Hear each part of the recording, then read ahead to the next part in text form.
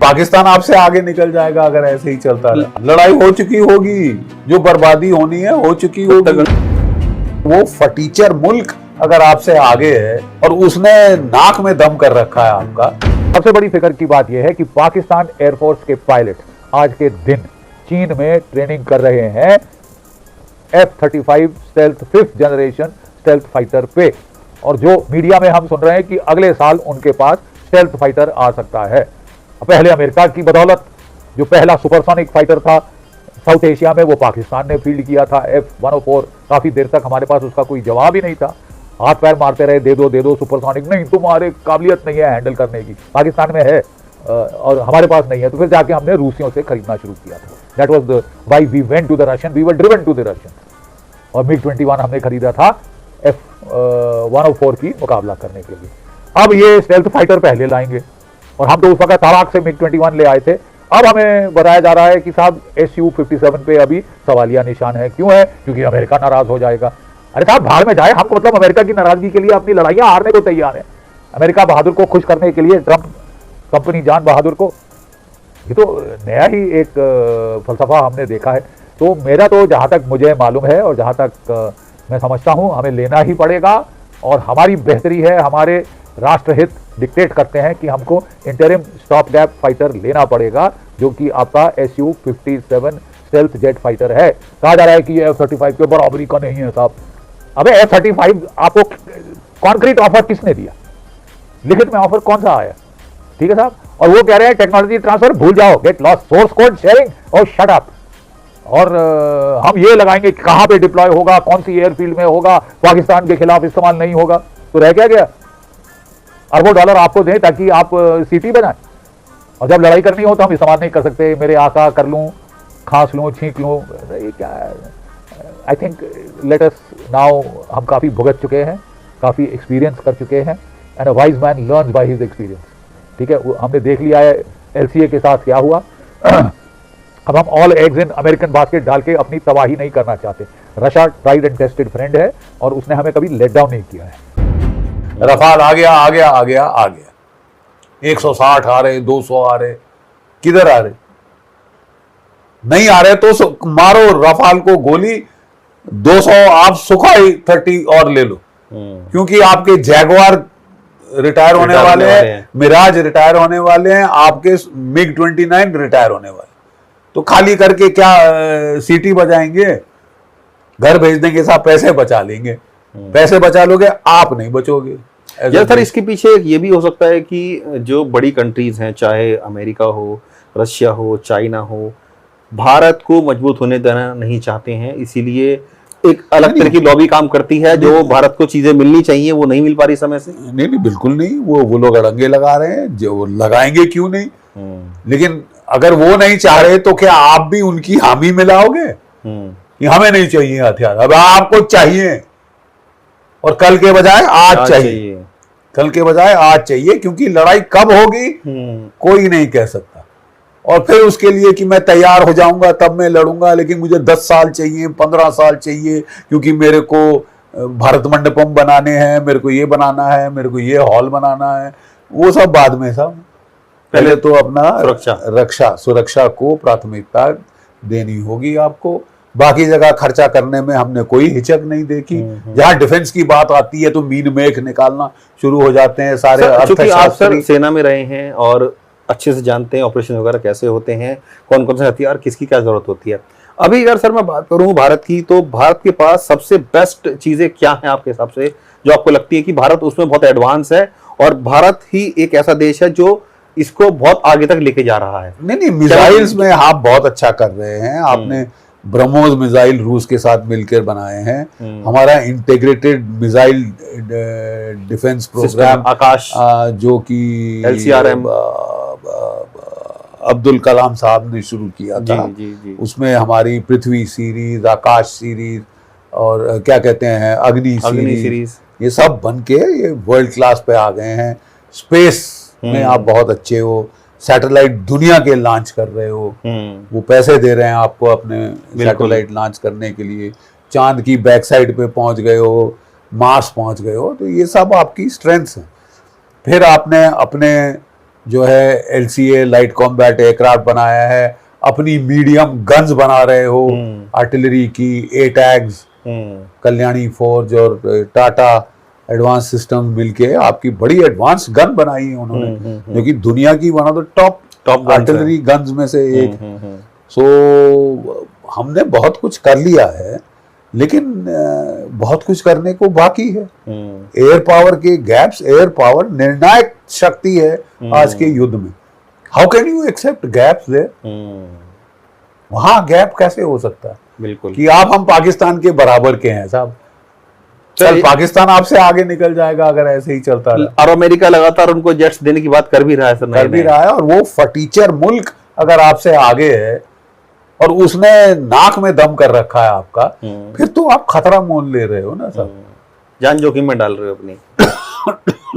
जो मतलब बिल्कुल it is not, you have to be sensible कि अगर मेरे दुश्मन, जानी दुश्मन, वो चीन से 5th जनरेशन फाइटर खरीदने वाला है, उसके पायलट्स चीन में ट्रेनिंग कर रहे हैं J-35 पे, और आप कह रहे हो साहब मेरा जो आम का है 10 साल में आ जाएगा, 15 साल लग जाए, शायद 20 भी हो सकता है, लेकिन 10 में कर देंगे। लेकिन और बीच में लड़ाई हुई तो फिर क्या करेंगे? मैं वही कह रहा हूं सर, वो समय चला गया कि हवा हवाई बातें अब ना की जाए। नहीं, अब हवा हवाई बातें आप अफोर्ड नहीं कर सकते, आपको काम करना है। बिल्कुल, और काम भी स्पीड में करना है। नहीं, एक है कि नहीं जी हो रहा है जी, कर देंगे जी, कोई बात नहीं, 10 साल में आ जाएगा, लेकिन आ जाएगा, लेकिन बहुत लेट आएगा। लड़ाई हो चुकी होगी, जो बर्बादी होनी है हो चुकी होगी, गंगा में पानी कहां से कहां निकल जाएगा, कहां तक बह गया होगा। So I think we have to be alert to the fact कि हमारे पास वक्त की बहुत कमी, वक्त, time is at a premium. जय भारत, जय Hind. Sir, generation fighter jet क्यों चाहिए? क्योंकि हमें 2 सीमाओं पर युद्ध की तैयारी तैयार रखनी है। कहां पे? पाकिस्तान और चाइना बॉर्डर पर। कितने फाइटर जेट चाहिए? तो एक रिपोर्ट है डिफेंस की जिसमें यह कहा गया कि भारत के पास लगभग 42.5 स्क्वाड्रन तैयार होने चाहिए, 42.5। ओके, इसका लॉजिक क्या है? बोले लगभग 18 से 20 स्क्वाड्रन तैयार होने चाहिए पाकिस्तान के लिए, और इतने ही चाइना बॉर्डर पर हमारे पास फाइटर जेट्स होने चाहिए। एक स्क्वाड्रन में औसत अगर 20 फाइटर जेट माने जाएं तो हमारे पास लगभग 800 के आसपास फाइटर जेट्स होने चाहिए। आज की क्या स्थिति है?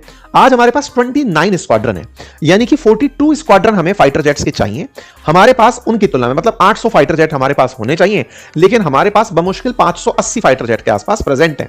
फाइटर जेट्स की ये जो कमी है, ये हमें किसी ना किसी एक बॉर्डर पर चिंता में डालती है। अब इसकी चिंता को थोड़ा और ऐड करते हैं। पाकिस्तान के पास फाइटर जेट्स के जो स्क्वाड्रन है वो 26 पहुंच चुके हैं, और पाकिस्तान इस साल के अंत तक चाइना से 5th जनरेशन फाइटर जेट्स भी ले लेगा। भारत अभी 4.5 के फाइटर जेट्स के साथ ही काम कर रहा है।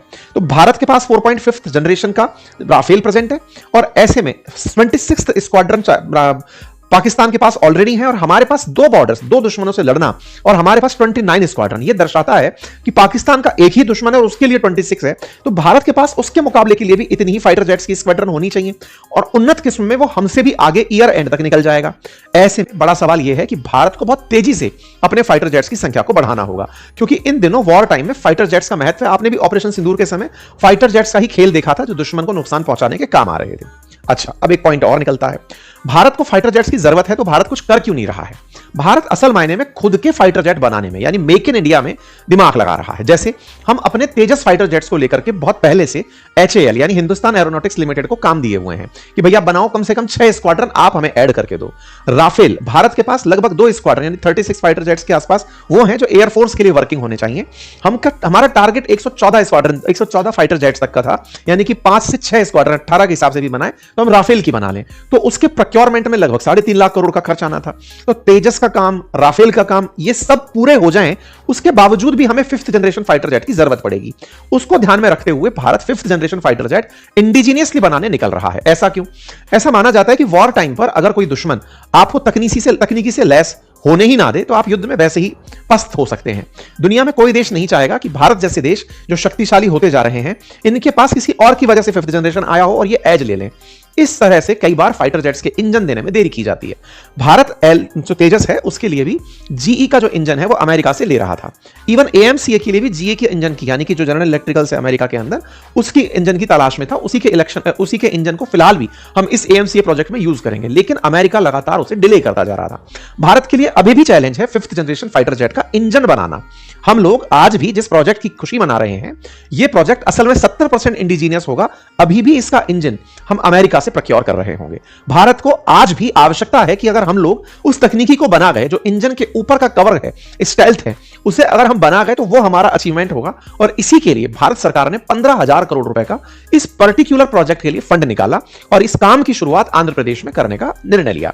तो एएमसीए क्या है? तो advance medium combat aircraft, Bharat का वो प्रक्रिया जिसमें हम रडार की पकड़ में ना आने वाले 5th जनरेशन फाइटर जेट्स बनाएंगे। क्या ये अचानक आया थॉट है? नहीं साहब, थॉट 2010 में आया, 2023 तक इसकी चर्चाएं, डिजाइन चली, 2024-25 में सरकार को फिर आया कि यार चलो इसके लिए बजट निकालते हैं। तो 24 में कैबिनेट कमेटी ऑन सिक्योरिटी ने इसके लिए बजट निकाला। मतलब 2010 से 14 तक केवल प्लानिंग चली। उसके बाद 24 में जाकर के 15,000 करोड़ रुपए का इसके लिए एक प्रोटोटाइप बजट बनकर आया कि ठीक है साहब, पैसा तो दो ताकि कंपनियां काम करने आए। अदरवाइज आप किसी को बनाने का टास्क भी दो, देश में किस कंपनी को काम दोगे? तो इसके लिए फिर कंपनियों का चयन होना शुरू हुआ। रखा गया कि किसी भी कंपनी के पास में ऑलरेडी उसकी जो ऑर्डर बुक है वो 3-fold से ज्यादा बिजी ना हो। मतलब ऐसा ना हो कि कोई कंपनी आ रही है, उसके पास ऑलरेडी बहुत सारे ऑर्डर्स लगे हुए हैं। जैसे एचएएल के पास, उसके पास जो काम है उससे 8 गुना ज्यादा एडवांस बुकिंग चल रही है। तो ऐसे में बोले एचएएल आउट है, 3 गुना का ही सिस्टम रखो। तो 3 गुना के सिस्टम में 3 कंपनियां निकल कर आई, एलएनटी, टाटा और तीसरी फोर्ज। इन तीनों को टास्क दिया गया बेल और बीएएमएल के साथ मिलाकर कि आप आओ और चलो आपको परमिशन देते हैं। तो कैबिनेट कमेटी ने 5th जनरेशन के लिए हमारा ये काम सुनिश्चित करने के लिए काम दे दिया है। ठीक है, तो भारत में एएमसीए बनेगा। इसको कौन सुपरवाइज करेगा? तो डीआरडीओ की जो एरोनॉटिकल डेवलपमेंट एजेंसी है वो इस पूरे कार्यक्रम को अपने द्वारा सुपरवाइज करेगी। तो टाटा के साथ मिलकर के कुल मिलाकर के इस काम का शुरुआत में जो फैसला हुआ, अब वो जाकर के इनको RAF दे दिया गया है, रिक्वेस्ट फॉर प्रपोजल इनको पकड़ा दिया गया कि ठीक है अब आप लोग इस काम को करो। क्या करना है? 2 तरह के फाइटर जेट्स बनाने हैं। एक है AMCA Mark 2 और एक है AMCA Mark 1। Mark 1 के अंदर GE का इंजन लगेगा जो HAL के सहयोग से बन रहा है, और जो Mark 2 बन रहा है उसके लिए हम फ्रांस की सेफ्रॉन कंपनी है उसके साथ बातचीत में है कि उस फाइटर जेट का जो इंजन है वो फ्रांस की कंपनी के थ्रू हम तक पहुंचे। दोनों फाइटर जेट्स की खासियत वही कि एडवांस तकनीकी के हैं। AMCA जो Mark 2 है उसको 90% इंडिजीनियस रखने का प्लान है, उसको 6th जनरेशन तक ले जाने की योजना है। उसकी स्टेल्थ कैपेसिटी बहुत अल्टीमेट होगी, यह मान करके उसका विकास करने की योजना चल रही है। जहां तक स्टेल्थ AMCA Mark 1 की बात है, यह 2029-30 के आसपास फर्स्ट फ्लाइट देखेगा। तो Mark 2 जो है वो 2032-33 के आसपास अपनी पहली फ्लाइट उड़ते हुए देखेगा। सर्विसेज में 34-35 के आसपास हमारा AMCA Mark 1 इंट्रोड्यूस हो जाएगा और 36 से 38 के बीच में हमारा Mark 2 AMCA सर्विसेज में इंट्रोड्यूस हो जाएगा। इस तरीके से हम लोग ये काम करने निकले हुए हैं। ठीक है साहब, इस काम को अभी पहला प्रोटोटाइप देखने में 2028 आ जाएगा, परीक्षण 2029 से 34 तक चलेगा और 34 से 35 के आसपास ये परीक्षण पूरे जब हो जाएंगे उसके बाद में जाकर के हमारी वायुसेना के अंदर इन्हें शामिल किया जाएगा। ठीक है, जहां तक बात हो दुनिया में 5th जनरेशन फाइटर जेट्स की देशों की स्थिति की, तो जैसा मैंने आपको बताया कि अमेरिका, रशिया और चाइना हमारे लिए ज्यादा जानने योग्य है कि चीन के पास J-20 फाइटर जेट और J-35 फाइटर जेट है जो उन्नत किस्म के हैं, और वो J-35 को पाकिस्तान को देने की तैयारी कर रहा है। इस साल के अंत तक एक्सपेक्टेड है कि वो मिल जाएगा। ऐसे ही रशिया के पास सुखोई 57 फाइटर जेट है, अमेरिका के पास उसका अपना रैप्टर जो F-22 है और F-35 ये 5th जनरेशन फाइटर जेट है। भारत 2035 में जाकर 5th जनरेशन अपना बनाएगा। इसका मतलब यह हुआ कि हमें इस 10 साल के लिए भी 5th जनरेशन फाइटर जेट खरीदना पड़ेगा, उसकी भी तैयारी हमें करनी होगी। भारत ने 15,000 करोड़ का ये जो प्रोजेक्ट है इसका ले स्टोन अभी आंध्र प्रदेश के अंदर रखा। ये वो ट्वीट है और ये वो तस्वीरें हैं जो उस फाउंडेशन स्टोन की जिस समय भारत के रक्षा मंत्री और आंध्र प्रदेश के मुख्यमंत्री ने इस प्रोजेक्ट की नींव रखी थी। ठीक है, अब सवाल है कि भारत के लिए इतना जरूरी क्यों है? जरूरी, जैसा मैंने आपको बताया कि हमारे दुश्मनों के पास फाइटर जेट है तो हमारे पास भी होनी चाहिए। हमारी स्क्वाड्रन की आवश्यकता ज्यादा है, हमारे पास अभी स्क्वाड्रन कम है। कम क्यों है? इसके पीछे का कारण है कि हमारे जो MiG-21 है वो रिटायर हो गए। तो ऐसे में MiG-21 का रिटायर होना और तेजस की डिलीवरी में देरी होना, इससे हमारे स्क्वाड्रन की संख्या में कमी हुई। एक समय तक हमारे पास 39 स्क्वाड्रन तक पहुंच गए थे, लेकिन अब फिर से MiG-21 के रिटायर होने के बाद, क्योंकि काफी सारे MiG-20 उड़ते समय हमारे कोलैप्स कर गए, फाइटर जेट्स थे गिर गए, तो ऐसी स्थिति में भारत ने फिर से अपने स्क्वाड्रन को बढ़ाने का फैसला लिया है।